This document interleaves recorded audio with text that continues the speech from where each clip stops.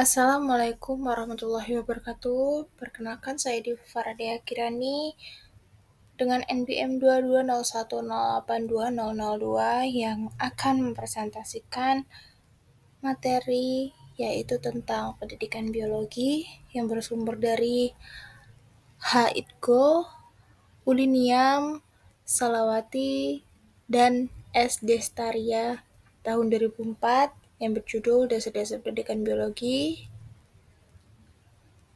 dari PT Media Penerbit Indonesia atau MPI di Medan. Langsung saja kita masuk ke materi atau pembahasan yang akan kita bahas, yaitu yang pertama tentang pengantar pendidikan biologi. Biologi merupakan ilmu yang mempelajari kehidupan dan makhluk hidup, termasuk struktur, fungsi, pertumbuhan, evolusi, dan taksonominya. Lalu selanjutnya ada peran krusial pendidikan biologi. Yang pertama itu untuk membentuk pemahaman dan kesadaran tentang pentingnya menjaga keseimbangan ekosistem dan keberlanjutan kehidupan. Lalu selanjutnya yang kedua yaitu mengembangkan cara berpikir kritis dan pemahaman holistik tentang kehidupan. Lalu di sini ada tujuan dan manfaat, yaitu yang pertama ada mengembangkan pemahaman dalam tentang sistem kehidupan dari tingkat sel hingga ekosistem. Lalu yang kedua yaitu meningkatkan keterampilan analitis dan kritis dalam memecahkan masalah kompleks ilmu kehidupan. Dan yang ketiga itu untuk memberikan wawasan tentang kesehatan, lingkungan hidup, dan isu-isu global atau perubahan iklim, keanekaragaman hayati. Lalu di sini ada sejarah singkat pendidikan biologi, yaitu dari pengamatan Yunani kuno atau Aristoteles hingga biologi molekuler modern, yaitu penemuan DNA oleh Watson dan Crick.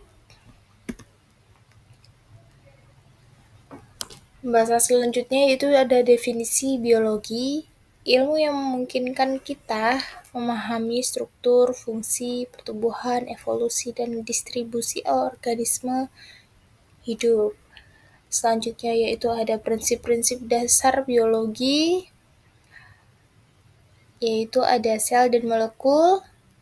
Sel adalah unit dasar kehidupan, ada DNA, RNA, dan protein yang berperan penting dalam pewarisan sifat dan regulasi proses kehidupan.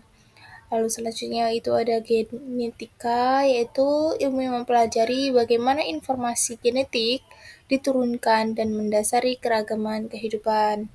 Lalu selanjutnya itu ada evolusi, yaitu ilmu yang menjelaskan bagaimana spesies berevolusi dan beradaptasi dari waktu ke waktu. Selanjutnya ada ekologi, yaitu ilmu yang mempelajari interaksi kompleks antara organisme dan lingkungannya, seperti populasi, komunitas, dan ekosistem. Adapun metode ilmiah, yaitu memberikan dasar untuk inovasi dan penemuan baru yang berkelanjutan di bidang biologi dan ilmu yang terkait.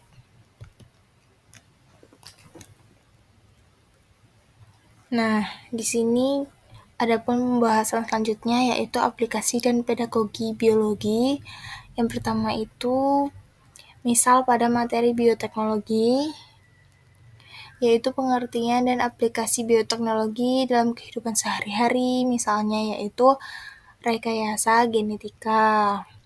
Lalu pertimbangan etika dan implikasi sosial bioteknologi. Selanjutnya, teknik dan metode pembelajaran yang digunakan dalam pendidikan biologi pada umumnya yaitu strategi pengajarannya menggunakan eksperimen, studi lapangan, dan pemanfaatan teknologi untuk pemahaman konsep kompleks. Lalu pendekatan inovatifnya menggunakan IBL atau Inquiry Based Learning lalu menggunakan PBL, Project Based Learning, dan pembelajaran kolaboratif. Lalu selanjutnya yaitu perancangan kurikulum biologi. Prinsip kuncinya yaitu relevansi, keseimbangan, yaitu antara teori, praktik, aplikasi, dan berkelanjutan.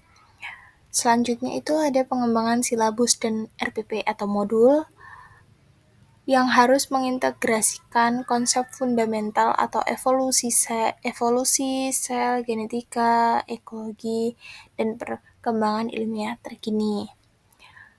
Selanjutnya itu yang terakhir ada teknologi dan inovasi dalam pendidikan biologi, yaitu penggunaan teknologi seperti pembelajaran daring atau e-learning, kemudian menggunakan laboratorium virtual, simulasi komputer, dan pemanfaatan multimedia seperti YouTube dan LMS. Yang di sini pun ada tujuan, yaitu untuk memfasilitasi pembelajaran yang lebih interaktif, personal, dan memungkinkan akses informasi terbaru. Dari materi yang sudah saya sampaikan tadi, bisa ditarik kesimpulan yaitu pendidikan biologi merupakan fondasi penting untuk memahami kehidupan, menghadapi tantangan global, yaitu seperti perubahan iklim dan penyakit, serta mempromosikan tindakan yang berkelanjutan.